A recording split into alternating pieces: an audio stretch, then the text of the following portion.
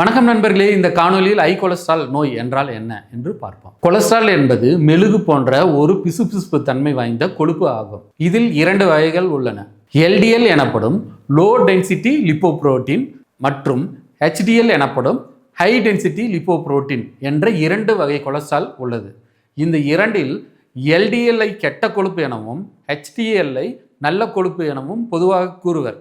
ஆனால் நம்முடைய உடலுக்கு இந்த 2 கொழுப்புகளுமே தேவை. இந்த கொழுப்புகள் உணவு மூலமாகவும் நம்முடைய ஈரல் இந்த கொழுப்புகளை தயாரிப்பதன் மூலமாகவும் நமக்கு கிடைக்கின்றது. இந்த 2 வகையில் LDL எனப்படும் கெட்ட கொழுப்பு இரத்தத்தில் அதிகரிப்பதாலும் அல்லது மொத்த கொலஸ்ட்ரால் LDL மற்றும் HDL கொலஸ்ட்ரால் இரண்டும் சேர்ந்து அளவுக்கு மீறி இருப்பதும் ஹை கொலஸ்ட்ரால் என்று அழைக்கப்படும். இந்த LDL கெட்ட கொழுப்பு இரத்தத்தில் அதிகரித்தால் இரத்த குழாய் அடைப்பை ஏற்படுத்தி ஹார்ட் அட்டாக் மற்றும் ஸ்ட்ரோக் எனப்படும் பக்கவாதம் இந்த நோய்களை ஏற்படுத்தும்.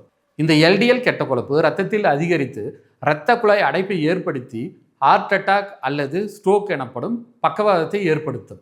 இது பெரும்பாலும் ஆரம்ப கட்டங்களில் எந்த அறிகுறியும் காட்டாது. ஒரு சிலருக்கு மட்டும் மார்பு வலி, இதய துடிப்பு அதிகரித்தல், தலை சுற்றல், மூச்சு திணறல் போன்ற அறிகுறிகளை ஏற்படுத்தும். இது பெரும்பாலும் ஆரம்ப கட்டங்களில் எந்த அறிகுறியும் ஏற்படுத்தாது. மார்பு வலி, இதய துடிப்பு அதிகரித்தல், தலை சுற்றல், மூச்சு திணறல் போன்ற சில அறிகுறிகளை ஒரு சிலருக்கு மட்டும் ஏற்படுத்தும். இந்த நோயை உணவு பழக்க வழக்கம் மற்றும் மூலிகை மருந்துகள் மூலம் எளிதில் கட்டுப்படுத்தலாம். இரத்த பரிசோதனை மூலம் இந்த நோயை எளிதாக கண்டறியலாம்.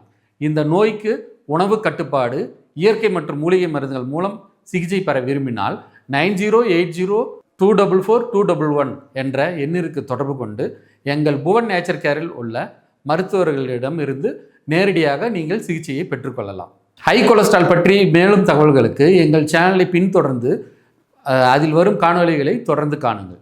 நன்றி, வணக்கம்.